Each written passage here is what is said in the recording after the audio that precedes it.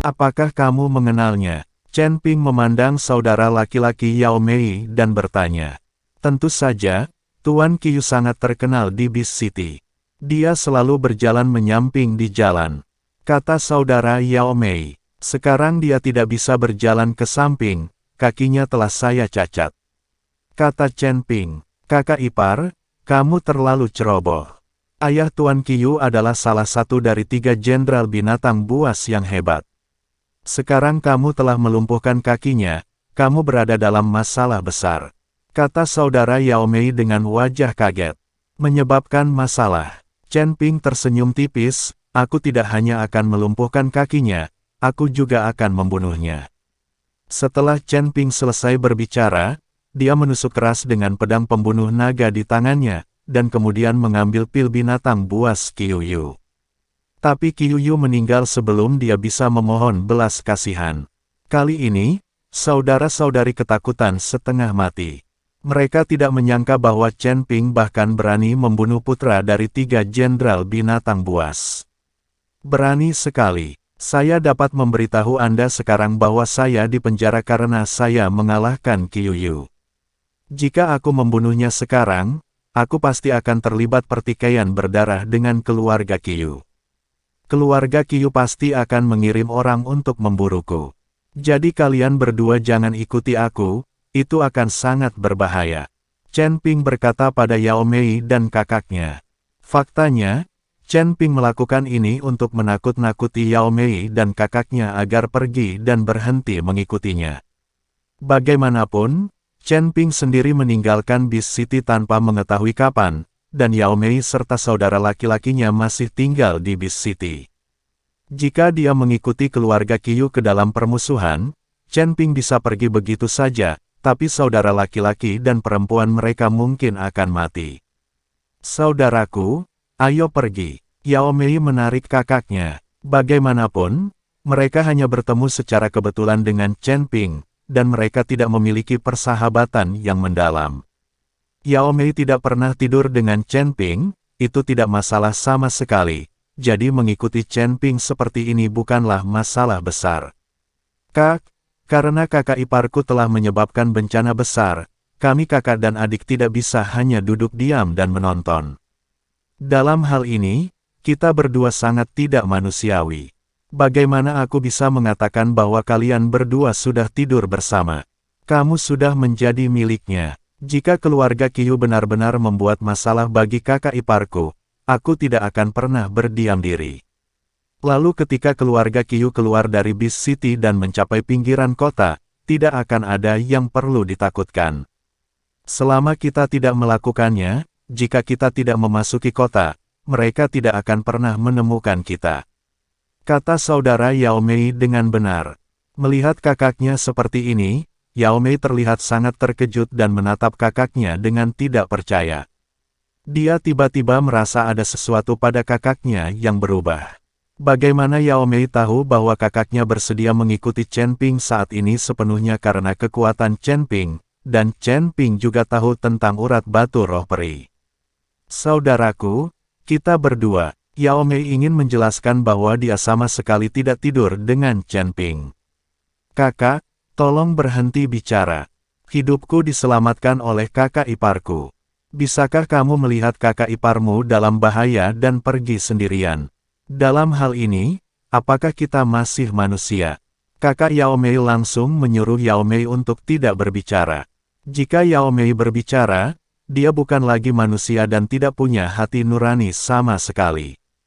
Ketika Chen Ping melihat ini, dia tahu bahwa akan lebih sulit membuat 2 orang berhenti mengikutinya daripada mencapai langit, jadi dia berkata tanpa daya, "Oke, kalian berdua ikuti aku, tapi jangan menjauh terlalu jauh dariku, jika tidak, kamu akan berada dalam bahaya dan aku tidak dapat membantumu. Sibuklah. Jangan khawatir, kakak ipar, aku sangat akrab dengan daerah ini.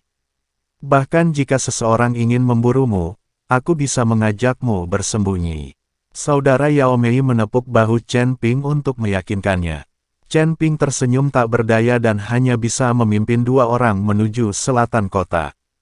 Setelah berjalan sejauh 100 mil, saya melihat pohon yang menjulang tinggi. Ini seharusnya tempat yang dibicarakan Xiong Kuo. Chen Ping mengikuti Yao Mei dan saudara perempuannya ke pohon besar, tetapi tidak menemukan siapapun, yang mengejutkan Chen Ping. Sial, bukankah beruang itu membohongi kita? Saudara Yao Mei menemukan bahwa tidak ada seorang pun di bawah pohon besar itu, jadi dia berkata dengan marah. Mungkin tidak, dia memberiku semua liontin giok dan berbohong padaku. Itu tidak ada gunanya sama sekali. Chen Ping menggelengkan kepalanya dan berkata, pada saat ini, teriakan minta tolong tiba-tiba terdengar. Membantu, suaranya sangat lemah. Jika Chen Ping tidak memiliki pendengaran yang tidak normal, dia mungkin tidak akan mendengarnya sama sekali. Seseorang berteriak minta tolong. Chen Ping melirik ke arah suara itu, dan kesadarannya langsung menyebar. Di mana itu? Kenapa aku tidak mendengarnya? Aku juga tidak mendengarnya. Kakak beradik itu menggelengkan kepala, menandakan bahwa mereka tidak mendengarnya. Tapi saat ini, Chen Ping sudah bergegas keluar. Ketika kakak dan adik melihat ini, mereka juga bergegas bersama Chen Ping. Dan puluhan mil jauhnya dari Chen Ping dan yang lainnya, dua pria jangkung dan tegap mengelilingi seorang gadis, dengan senyuman lucu dan cabul di wajah mereka. Gadis itu sekarang gemetar, matanya penuh ketakutan. Kalian berdua, jangan datang. Kakakku akan segera kembali. Gadis itu sedang memegang belati di tangannya, mengancam kedua pria besar itu. Xiong Ying, jangan pikirkan itu. Kakakmu telah dipenjara dan tidak mungkin dia akan keluar lagi. Jika tidak, kita berdua tidak akan memiliki kesempatan untuk menikmatinya. Salah satu orang kuat berkata. Ternyata gadis ini adalah adik Xiong Kuo, Xiong Ying. Tidak mungkin, adikku tidak bisa masuk penjara, kamu berbohong padaku. Xiong Ying mulai menangis. Jika kakakmu tidak dipenjara, mengapa dia tidak kembali setelah berhari-hari? Kami berdua menyaksikan dia ditangkap dengan mata kepala sendiri. Pria kuat itu menjilat bibirnya dan berkata dengan tidak sabar. Kalian berdua adalah sahabat kakakku, tapi kalian tidak peduli saat dia di penjara, dan kalian datang untuk menindasku. Apa kalian masih manusia? Xiong Ying mengumpat dengan marah, kamu pasti tahu kalau kedua orang kuat ini adalah teman Xiong Kuo. Kedua orang ini juga berubah menjadi beruang hitam, dan mereka mengikuti Xiong Kuo untuk makan dan minum tanpa perbedaan. Tapi sekarang Xiong Kuo baru saja ditangkap, keduanya menyerang Xiong Ying. Kalian pasti tahu kalau mereka berdua sudah lama mendambakan kecantikan Xiong Ying. Kami membantu Anda, mengapa kami menindas Anda? Kekuatan Anda terlalu rendah. Kami berdua bersedia mengeluarkan kekuatan spiritual kami untuk berlatih bersama Anda hanya untuk meningkatkan kultivasi Anda. Orang kuat yang berbicara lebih dulu berdebat. Biarpun aku mati, aku tidak bisa membiarkan kalian berdua berhasil. Setelah Xiong Ying selesai berbicara, belati di tangannya langsung menebas lehernya. Tapi begitu dia bergerak, seorang pria kuat melepaskan belati dari tangan Xiong Ying. Anda harus tahu bahwa kedua pria besar ini sama-sama berada di alam kesengsaraan tingkat 9, dan Xiong Ying tidak bisa menjadi lawan dari kedua orang ini tanpa berada di alam kesengsaraan tingkat ke-7. Setelah menepis belati dari tangan Xiong Ying, kedua orang itu bergegas maju, masing-masing meraih lengan, seolah ingin membelah Xiong Ying menjadi dua. Aku pergi dulu. Kedua pria kuat itu bertarung untuk mengikuti Xiong Ying Xuangxiu terlebih dahulu. Berhenti. Pada saat ini, terdengar teriakan dingin, dan kemudian sosok Chen Ping muncul di depan mereka berdua. Kedua orang kuat itu tertegun sejenak, lalu memandang Chen Ping dan berkata, "Nak, jangan merusak perbuatan baik kami, segera keluar dari sini." Melihat perhatian kedua pria kuat itu tertuju pada Chen Ping, Xiong Ying tiba-tiba menghela nafas kaget dan melepaskan diri dari kendali kedua pria itu. Kedua pria kuat itu sangat terkejut hingga mereka mundur beberapa langkah sebelum berhenti.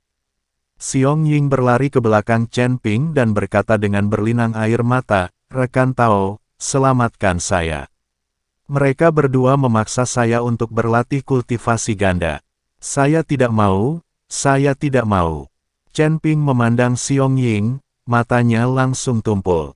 Karena dia menemukan gadis di depannya sangat cantik. Gadis itu seperti peri yang keluar dari lukisan kuno. Kecantikannya bukan hanya kombinasi indah dari fitur wajahnya, tetapi juga temperamen dunia lain yang sekilas membuat orang tak terlupakan. Wajahnya sehalus dan sehalus bunga bakung yang sedang mekar, alisnya berasap seperti pegunungan di kejauhan, dan matanya seperti air musim gugur. Setiap kali dia berkedip, dia sepertinya menceritakan kisah yang tak ada habisnya. Dia memiliki sosok yang patut ditiru dan anggun, tidak terlalu ramping atau berlebihan. Setiap lekuk tubuh dengan sempurna menunjukkan kelembutan dan kekuatan wanita. Pinggangnya seringan pohon willow, dan langkahnya anggun. Roknya berayun lembut saat berjalan, seperti daun teratai yang bergoyang tertiup angin pagi, anggun sekaligus lincah. Dan dia mengenakan gaun bergaya antik, yang sepertinya dibuat khusus untuknya.